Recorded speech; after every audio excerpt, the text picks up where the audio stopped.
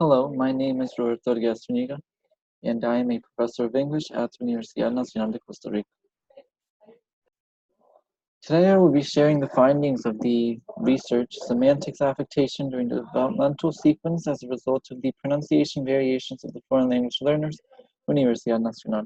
This is a research that my colleague Cecilia Lopez Morales and I worked on, and it was prepared for the 5th Universidad ICESI conference on language teaching and learning, with the overall theme of professional identity in language teaching, where we are going to examine the role of the language teacher as a language expert. The original idea came after watching a video, which I translated to what I learned from children. Now, this video is an account of Jose Antonio Fernandez Bravo, a Colombian teacher, and his teaching experiences in general. Now, for the sake of the recording in this video, I am not going to detail exactly what the video is about. The full video is actually more than an hour long. This short extract was around 7 minutes. I posted the link on the last slide of the presentation in case you want to take your time and watch it. I highly recommend watching it. The basic premise that we took away from this video, and which in some way led to the research, was that he mentions that we should teach from the child's perspective or the learner's perspective. And this was very important to me, and it was striking at the moment when I heard it, because I always shared a similar principle or idea behind language teaching and learning, that we as language experts have to think like our learners when we are designing, when we are planning, when we are preparing the lessons, even during the teaching process itself. And after. So during all of the process of learning and teaching a language. So that is the basic premise that you're going to see is reflected in this research. Now, just to start, I'm sure that most language teachers would agree that the learning of a foreign language in a formal environment implies effective communication as its final goal. We want our learners to become effective communicators. And often for that, we assess them, or like in our case in Costa Rica, learners are supposed to be certified. So in our case, upon finishing the language program, uh, they take the TOEIC or TOEFL examination and become certified language learners. So they obtain a advanced score of C1, B1, B2, and this is mandatory to teach in public high schools or public schools, as mandated by the Ministry of Public Education. So taking this into account, we wanted to see how our learners and how proficient they were, and see how our learners fared in terms of semantics or pragmatics in general. So if their pronunciation or the variations of pronunciation in their utterances affected the overall meaning of what they were trying to express. So I guess to start, we will define meaning. Fitch and Sanders in 2005 claimed that language pragmatics takes an axiomatic that when people speak, what is said, sentence meaning, is a factor in, but not a determinant of, the meaning of saying that sentence, which is going to be very important when we tie this concept to Putnam's view of semantic externalism. So I will explain that in a moment as well. Basically, the parts mesh together, we know, because language encompasses more than just singular components. So we have phonemes, morphemes, lexemes, syntax, context, along with grammar, semantics, and pragmatics, which all join to create meaningful communication among individuals. So this is what set the backdrop for the research. We wanted to see how variation in pronunciation and how the interpretation that speakers and listeners could give of those utterances related to overall communicative competence. And that is the objective, to identify the semantic affectations when interpreting the meaning of language as a result of pronunciation variations. Very briefly, this was a case study. The participants were English teaching major students here at Universidad Nacional de Costa Rica. And we prepared a semi-structured interview prepared conversations, which I will show examples of in the following slides. And we were trying to measure variables across several of these. So we had pronunciation, language interference, meaning and sense, meaning and reference, meaning and mental lexicon, which I will briefly address. Due to time, I won't address them thoroughly, but I will briefly address them and then just dive into the overall findings of the research, where I will pose questions just to generate conversation or generate opinions, which was the original point of the research. So very briefly, pronunciation is just the production of English sounds. They're used for making meaning to be interpreted and contextualized by a listener. And the aim for some learners is native like accent. So we have the studies by Cook, Yates, James, that all reflect this quote. And we even have Morley's 1994 study where the claim was that accent, or a heavy accent in English especially, usually garners negative judgments from native speakers or from other speakers of the language. So the question I raised during all of this research, or the question I raised was, what is the end goal of a language program, or what is the end goal of teaching a language for that matter?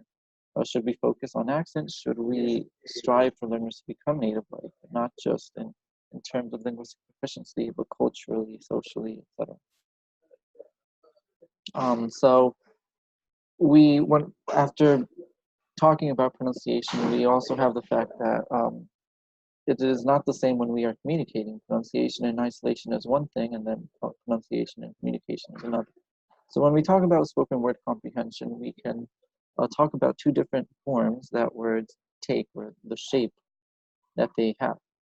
So we have a phonological one, which we're going to see later in the speech learning model, and also in the overall communication process, and the semantic relationship that they have. This was in Dawson and Feely in 2016. They proposed several examples. Here I just included 3 words. So they have pot, pan, and form. Now I'm sure that anyone with a basic understanding of any transcription system or a basic use of the IPA, for example, could could transcribe any of the words that appear here: pot, pan, and form. Pot. Some more advanced learners could even place unreleased stops and the like. The same for pan, p, digraph, and then the in final sound, and the same for floor. So we are sure that we have phonological forms for them, but we also have semantic ones. For example, we have a mental representation of what it is. We have the vocabulary for what it is, the different forms it can take, I guess, if in a metaphysical way. And we can also associate to other words, so we can establish these kind of semantic relationships or associations. Like pot and pan, we could probably relate to a stove or stovetop, kitchen, for example, or cooking in general. Whereas floor, we might not relate to that, and we know that we might not relate floor to ceiling, for example. So we make these kind of associations with words, not just phonologically, but semantically. And in communication, we need the understanding of both, in order to communicate and understand the communication. So the speech learning model, this was a study by Fledge in 1995, or going back to 1991, basically addresses the fact that languages all have their own phonological inventories, and one of the phonological principles is that even though they may share the same phonological inventories, the sounds are not going to be exactly the same, even though they may be very close. So we have a principle of proximity. And when learners are learning a language, of course, they are trying to stray from from the L1 pronunciation into the L2, or the target language pronunciation. So when they don't have vowels available in their phonemic inventory, what they do is try and find the closest one and try to pronounce it as close as possible to what they have in their inventory. With time, of course, which is what appears at the bottom of this slide. With time, of course, through experience and through developing more linguistic proficiency, they will begin to create their own categories and eventually may produce sounds as expected of an L2 speaker, or what we could say is a native-like, even though I do not endorse the term, endorse the term native-like. So the same happens with consonants. When we don't have consonants in the L1 inventory, then we find an approximation for it, and that is a way to compensate for the lack of that sound. Until, of course, progressively, a learner can more or less produce the sound as expected or close to the features that it is supposed to have. If we talk about articulatory and acoustic phonetics, for example. We often see the case in language classrooms that what I deem the odd norm is that pronunciation is taught usually in one of two cases. So auditorily, non-native speakers listening to native speakers. And we have the common oddity or sound discrimination test, as Weyer in 1975 and Namanmaki in 1979 have mentioned, where you have different words and you are supposed to, different words usually in isolation, and you have to identify the different vowel or consonant sound. And then we have the other case, which is orally, so natives assessing the similarity of non-native speakers' oral production. So a non-native speaker will say any utterance, it can be a word in isolation, a phrase or sentence, or a general paragraph for reading, or just a natural conversation, and natives will assess whether or not that is close to what it is supposed to sound like, or how it would be pronounced by a native. We know that it's very common to find in language classroom settings. So the final remark that we make, and this is where we want to focus on the teacher as a language expert, is that, and this was also a common theme during the conference, is that a language expert or a language teacher must have disciplinary knowledge. So they must be very familiarized with the interlinguistic variations, not only of phonetic properties, which we will discuss later, but in this case for pronunciation, of the phonetic properties of the second language to assess isolated incorrect utterances. And here I quote unquote incorrect because I don't believe there is a correct form. Even though, for example, in grammar, we do speak of marked and unmarked forms, and we talk about registers. I think with pronunciation, if the final goal is communication, it is difficult to say if something is incorrect or correct, as long as the meaning is achieved. So very briefly, I'm not going to take a lot of time to focus on semantics. We know that it is the study of the meaning of morphemes, words, phrases, and sentences.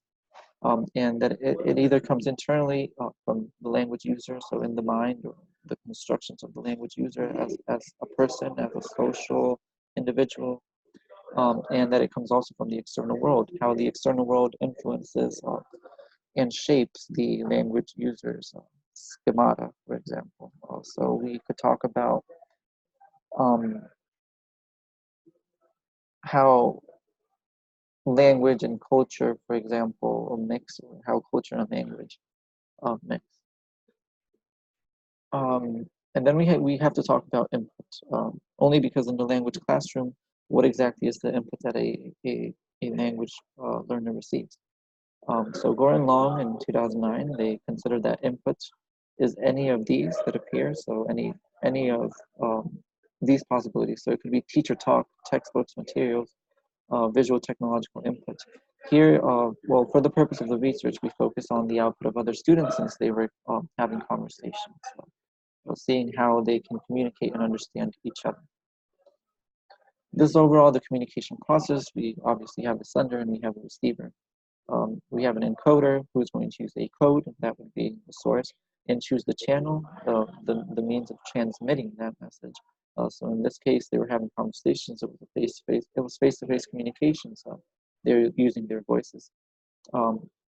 And the important part here is that we have a linguistic level, a physiological level on both sides, which is important for our research paper because the learners obviously need to have some sort of linguistic level or some kind of proficiency to utter what they intend. And then we have the physiological level, which would deal with articulation, for example, in acoustic phonetics, until the other person receives the message, and then they go exactly through the same process.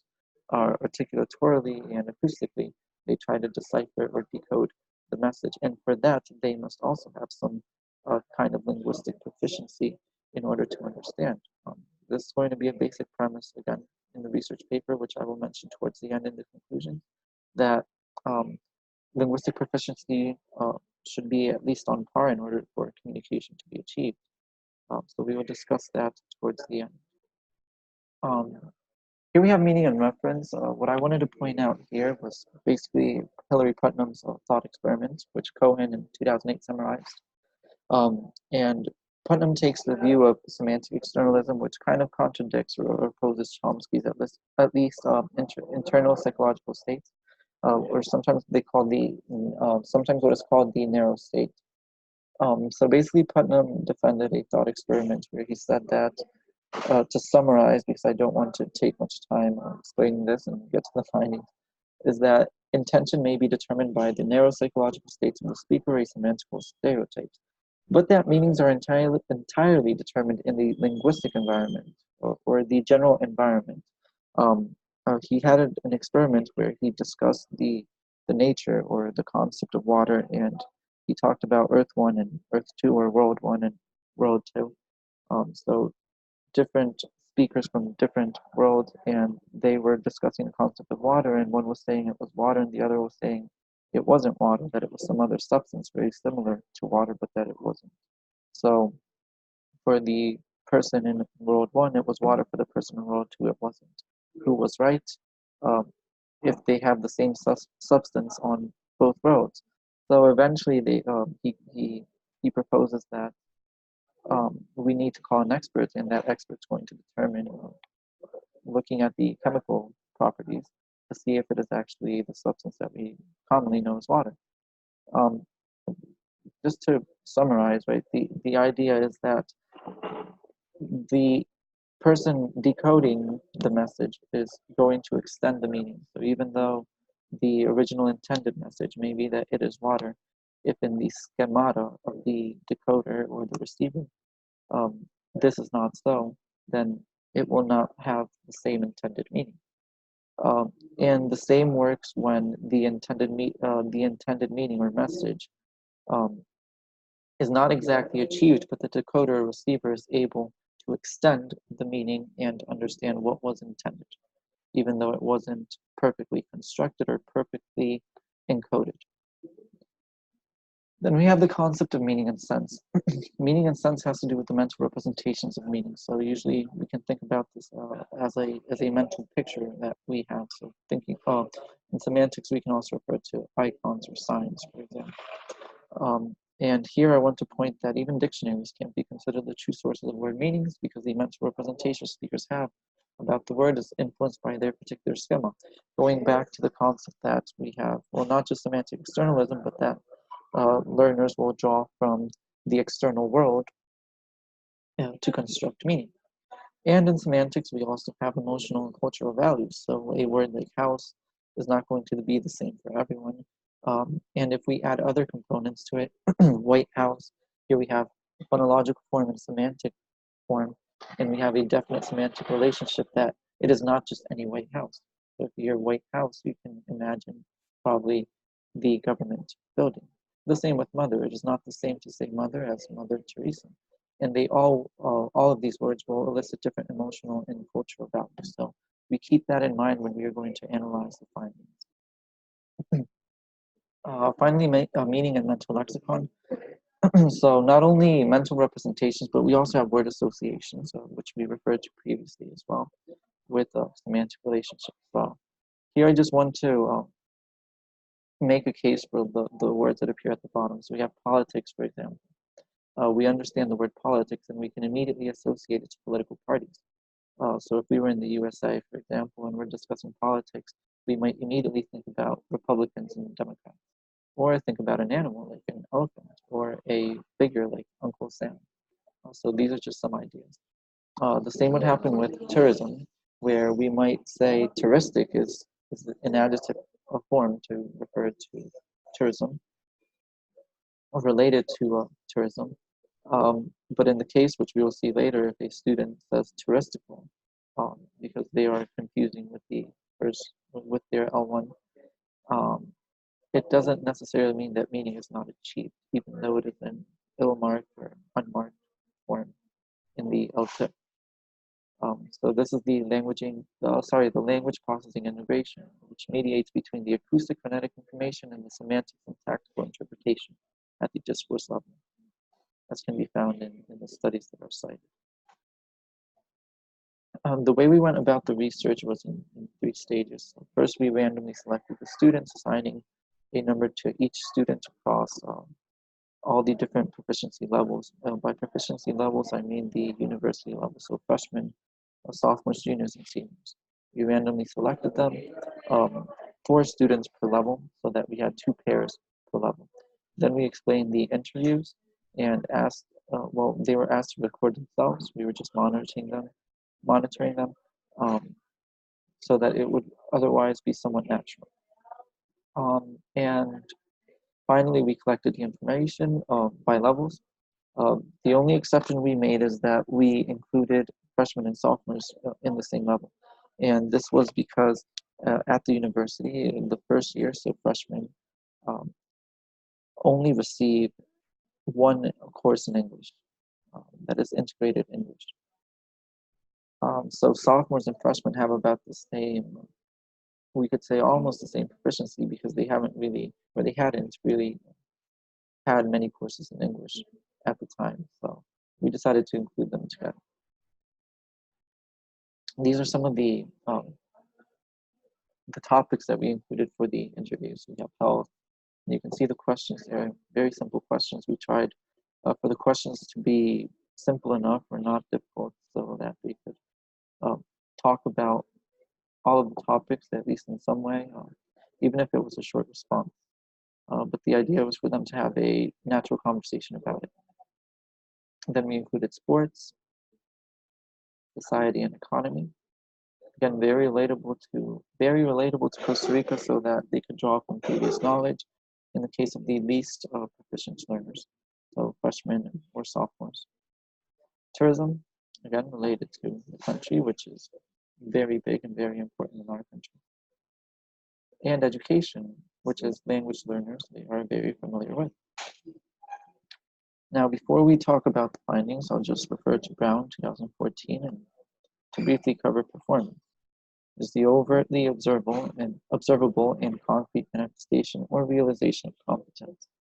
Which is the actual doing of something. So in our case, we're going to focus on production, speaking, and comprehension of the linguistic event. So in this course, the communication process or the paired conversations. And here are some of the findings. First, we have freshmen and sophomores. You can see that we have a to a, which is a vowel change, as in the examples of cat, and also with can or can, which in isolation obviously make a little bit of a difference. But when we analyze utterances and they say I can go, I can't go, or I can go, it doesn't really make a change in meaning, or a significant one. The same with the to the, so we have the to the, and they would pronounce it very good instead of very good. Again, I argue that there is no significant change in meaning here, so that communication is not impaired and meaning is not impaired. The use of the article the before general nouns, so statements or utterances like the education is important, when the marked form should be education is important, but it doesn't change the overall meaning or the utterance. Now, the way we went about this is that if students were not asking questions or negotiating meaning because they didn't understand, or they didn't ask the other speaker to repeat and they continued the conversation, then we assume that the utterance is readily understood. But not only that, but we as language experts also determined whether or not communication or meaning was impaired. And in these cases, at least, they were not. Then we have meaning and reference could be better, which could have also been a case of language interference, because in Spanish, the utterance would be podría ser mejor, which is the literal translation of what we find on the screen. So it could be better. We know that we are missing the pronoun, it could be better, or a reference to something that could be better. Again, this is something that is common to hear in casual conversations, so I argue that it is not exactly an impairment of communication or meaning. Other examples, like I have had the opportunity of seeing, when we know it is seeing, and choosing the form base instead of basis of, and then adding an S to an adjective, which we know does not work. But even though we know it doesn't work, there are examples or exceptions in English. So it doesn't alter meaning as well. We know, for example, savings account instead of and not saving account. Also, that it is an exception, and in this case, it doesn't alter meaning. Others like the schwa, which going back to the speech learning model, is one of the phonemes that is not available in Spanish. So obviously they have some problems with this. So words like but, they tend to pronounce more like bat or bat. Then they change to o. So instead of saying of, they would pronounce of, and they would pronounce with the f, especially at this level, because they do not relate that the f is being pronounced as the voiced counterpart. Some general consonants that were changed, for example, were ch to sh, and you to Jew, which is very common in words like you, young, where they tend to pronounce Jew, and jung. Again, it is very difficult in an utterance. For example, when they said young people, it's very difficult to think that they are confusing with another word, because if we analyze English, there is no word that is close to young that I could possibly confuse in that context or in that utterance. So when we look at the overall meaning of the utterance, it's understandable. And this is the premise that I mentioned before, that if we have, or if linguistic proficiency is on par or at the same level, then communication is possible and meaning can be understood as it was supposed to, or can be extended to match what it was supposed to mean.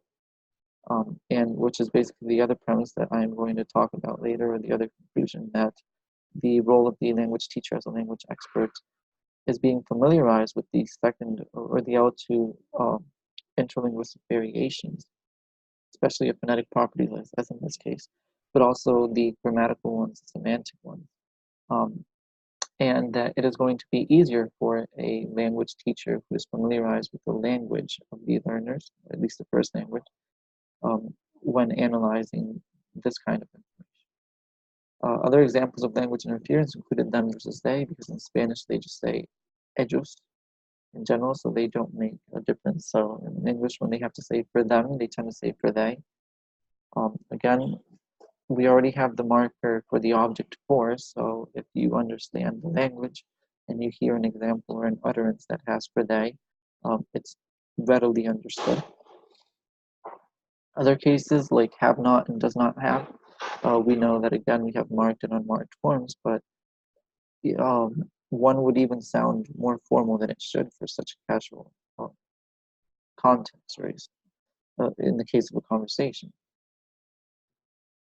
Then we have some of the findings from juniors. Again, we have some vowel changes, A to A. So in foreign, okay, so if we hear like foreign people, they would change the A sound to A. Other words like focus, instead of focus, they were pronouncing focus. And encompass they were changing encompass to encompass. So these are some of the changes. B to B again, so avoid instead of avoid. Vocation instead of vocation. AZ omission, so instead of pronouncing exercise, they were pronouncing exercise. Which again, I argue it doesn't really make a difference, because how many words are there that I can confuse exercise with? So even if I pronounce exercise to exercise, it's very difficult to think that I can confuse it, especially giving a wider context. Here, just to summarize, I'm going to talk about the most relevant ones. So we have, for example, that made me wonder or ask me some questions. We know that it's supposed to be the reflexive myself. Then we have some other minor forms, like it actually helps to the economy, when we know it actually helps the economy. Not all people, not all of the people, not all Costa Ricans, or just eliminate of. You know, they're minor differences. If we don't care our health, Someone with a good proficiency or a high proficiency in the language, or especially a language expert, is able to fill in the gap almost effortlessly if we don't care about our health. Are the ones are part of the government, are the ones who are part of the government, two places that I can say I fell in love. We can immediately fill with the preposition with. So I argue that in these cases, meaning is not impaired, and it is still readily understood, even though they are not producing the expected uh, forms that we as teachers want them to utter. And this is how I related to the video that I talked about at the beginning.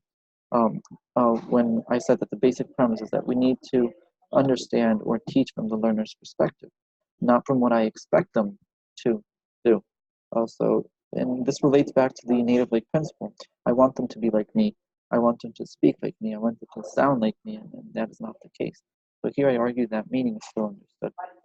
Um, then we have the case of beautiful and beauty. The student said the beautiful, that is our country, and we know that it is the beauty and the noun phrase.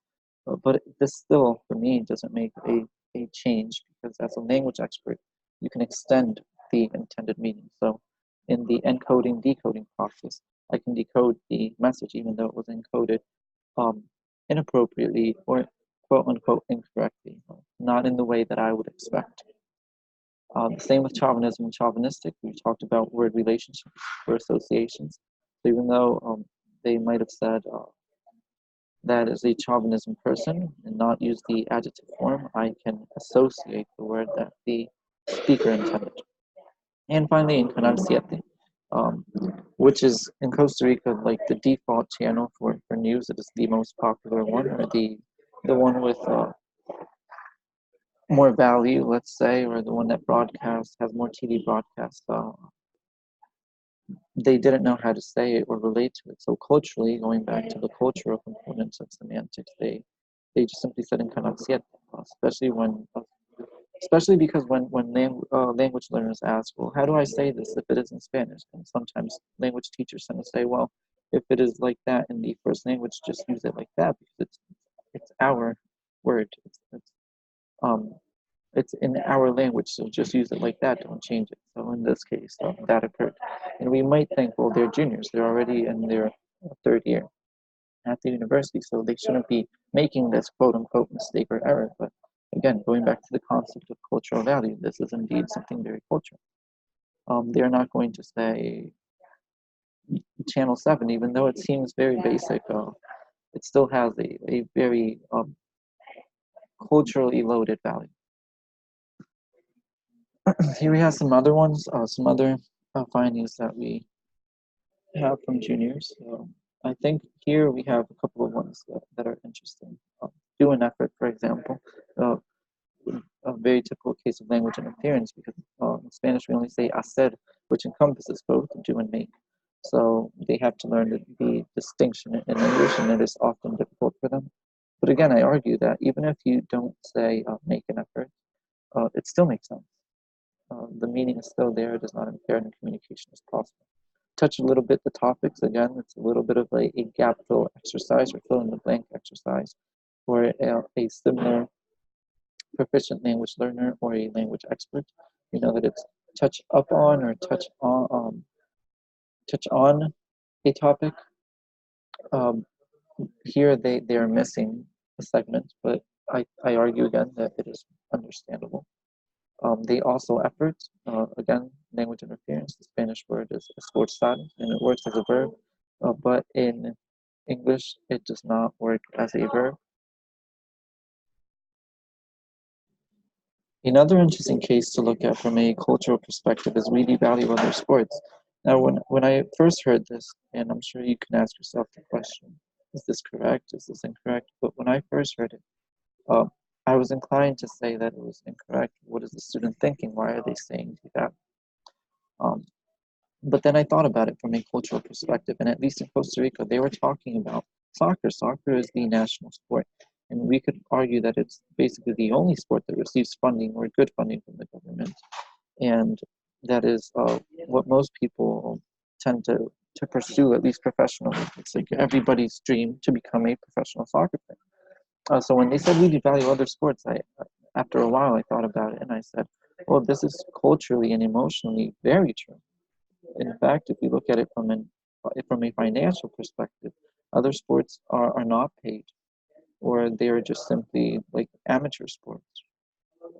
So the term is actually very well employed. I would say it's actually too formal for such a casual statement um, from a student, but this was another case that I thought was interesting. Then we have other um, forms, like I want to continue on this field, in this field, education. The people who work on the system or in the system have someone else to practice. Again, the preposition, the same case with fall in love with. So they're utterances that can be filled very easily by someone with the same linguistic proficiency or above it, and or a language expert. Um, so these are just some cases that I think work. Another interesting one was sometimes your health is decreasing, fading, waning. There are different words that we can use, but it still expresses the same meaning, at least in communication, that health is not improving. And finally, we have seniors.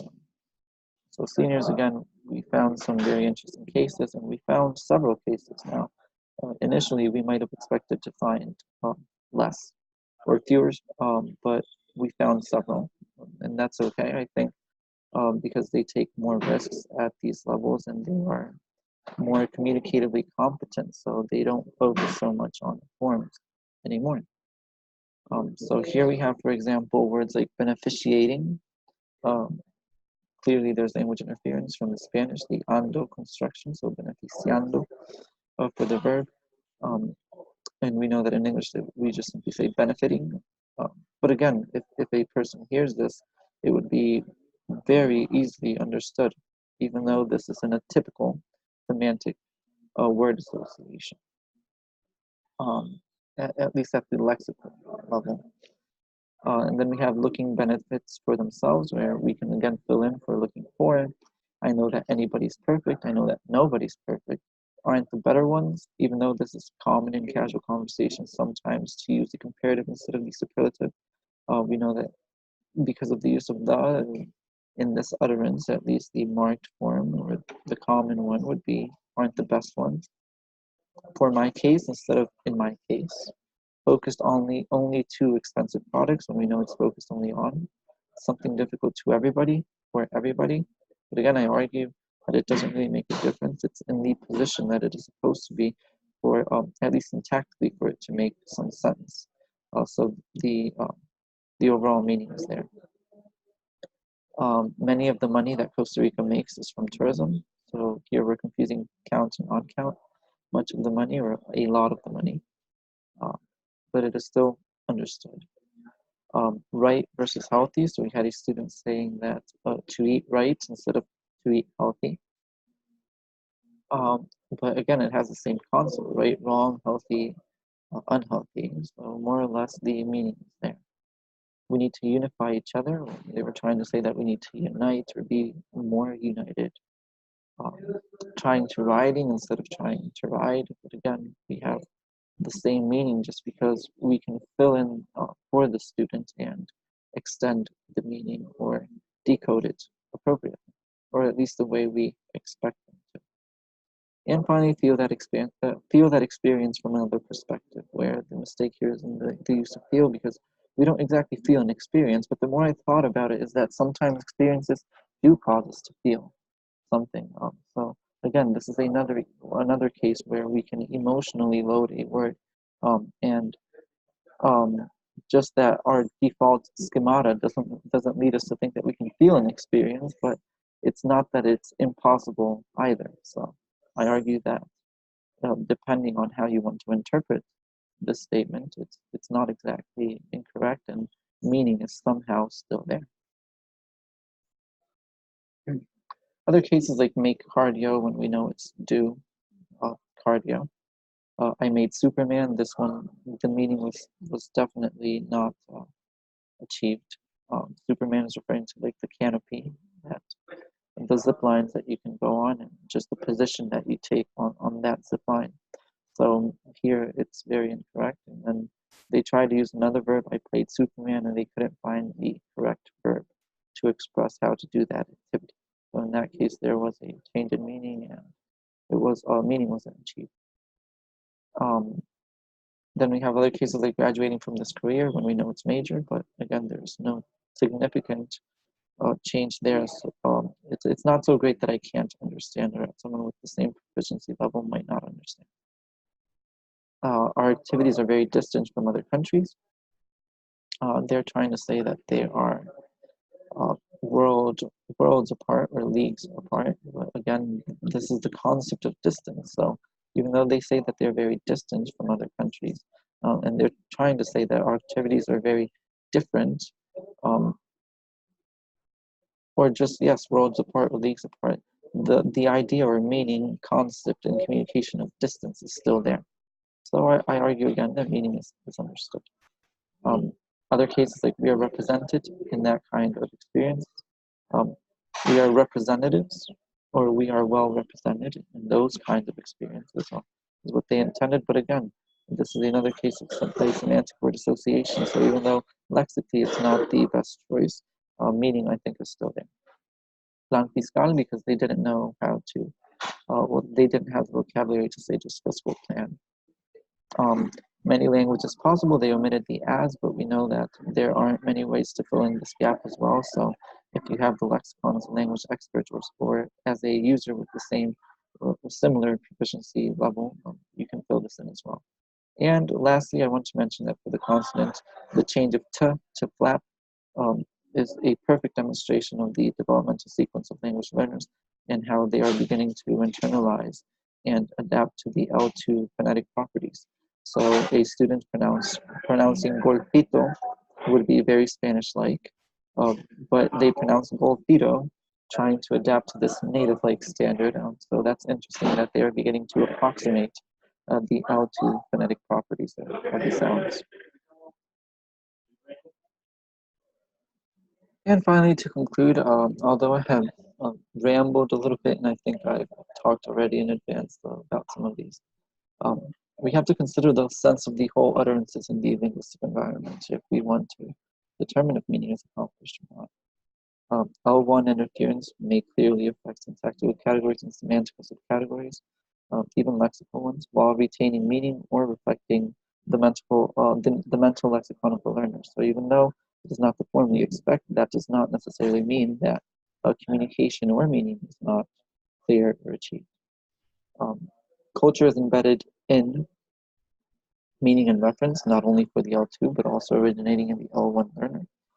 Remember that we discussed that the meaning will come internally from the language user, but also from the external world. We have to consider that if we want to interpret and assess language use. Pronunciation, quote-unquote, errors in unfamiliar segments such as the affricate didn't mislead the learner, or the listener for that matter.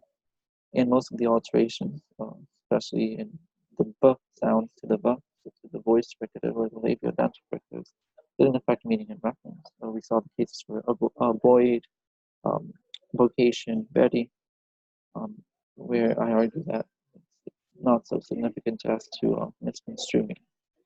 In terms of vowels, the main alternation was to u, as in words like produce, supports, focused, supports only international business. So here, you're going to see later that I argue that the language expert, especially if the language expert is familiarized with the L1, it will be easier for him or her to interpret or assess whether or not meaning and overall communication is achieved. The misuse and mispronunciation of words due to language interference at the end limited the meaning of the utterances and their reference. However, they didn't affect semantics as the pronunciation was relatively close to the standard pattern, despite the mental lexicon being far from the speaker's intention. And this is another point I would say for Putnam, in that semantic externalism is there.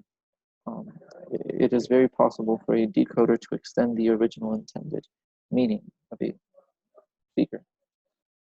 which is what I mentioned here as a final remark. In the communication process, learners or encoders may be as proficient as their language experts, natives, teachers, or decoders.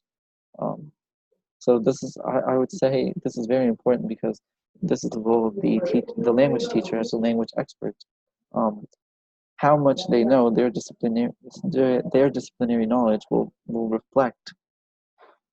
be reflected in their assessment and the way they interpret what a student is trying to say or trying to mean. And this will help them provide better feedback and provide better ways of assessing what their students are producing or the way that they are using the language. So in general, just how the student may perform. So not just looking at communicative competence, but also communicative performance. In other words, as Putnam extended himself, extension may ultimately trump intention in reaching the goal of communication, whether that is meaning or meaning, well, if the end goal is communication. So it's kind of like a dichotomy there. And this is basically the last remark and to close the presentation. So in the following slides, you will find references to the sources, and you will find the link for the video that I mentioned at the very beginning. Well, I hope I may have sparked at least a little bit of curiosity and or it caused you to think about the way we interpret meaning and not to so hastily jump at the opportunity of, I would say, more or less crucifying our students for what we deem as mistakes or errors when sometimes we can analyze underlying concepts that do not affect meaning or communication or impair it for that matter. So I think that this research was helpful in that sense that it may help us reflect on our teaching and learning experiences, especially from the learner's perspective. So I thank you. My name is Roberto Zuñiga again, and this is it. I will leave you to see the sources and link to the video.